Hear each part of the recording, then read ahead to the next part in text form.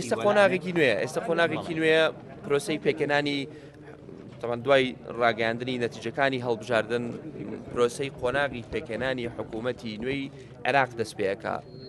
پێم خۆشە کورد بە قووەتەوە داخلی ئەو پرۆسەیە بێت، نەچێت شەڕی پلە و پۆست بکە، نەچێت بڵێ وەڵام من ئەم پۆستەمەوێ و وەڵە ئەو پۆستەمەوێ و ئەم وەزارەتەمەوێ و ئەم ئینیسیادیەمەوێت. دووسێ پرسیارم لێکرا لەسەرەوەی کە کورد حەقی ئەوە لای من ئەوەندە مهم نییە تۆ چ پۆستێکت هەیە، لای من ئەوە مهمە چ کاریگەریەکت هەیە، قووەتی کورد لە بڕیاردانی سیاسی لە عێراق لەکوێیە، لە چه ئاستێکایە، ئەتوانین کاریگەریمان هەبێت لەسەر گۆڕینی ئیتیجای وڵاتێک کە ڕەنگ بێ ئەمڕۆ بە ئیتیجایەکان نەڕوە کە لە بەرژەوەندی کۆمەڵانی خەڵکی کوردستان بێت.